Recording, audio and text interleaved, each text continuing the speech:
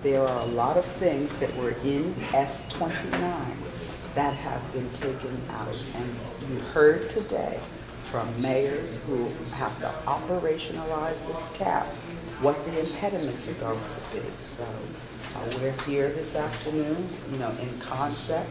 We support the cap. We know that residents of the state want to see some restraint put on their taxes, but we have to give people the local level the leverage that they need. Some of the reasons that many of you have been privy to today.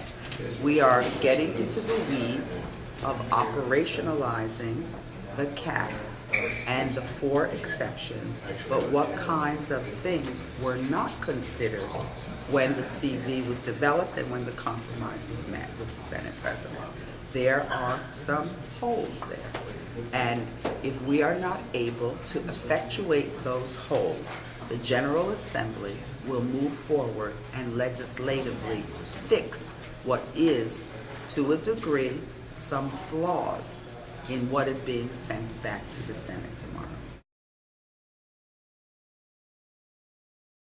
The governor's proposal here is now really our cap absent 1 or 2 areas. Those areas include the reserve for unfunded taxes, which is more an accounting principle that is impossible to meet and out of the control of mayors. That needs to be exempted.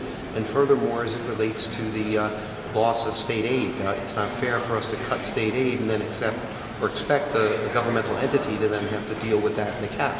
So basically, the governor's proposal is ours. So what we're looking to do, though, is those couple areas to deal with those in an intelligent way and be ready to move forward. No question, and I'm glad that the governor compromised in that regard. We've come a long way in just 5 days. It started with we need a constitutional hard cap, and now 5 days later, it's a statutory, frankly, soft cap.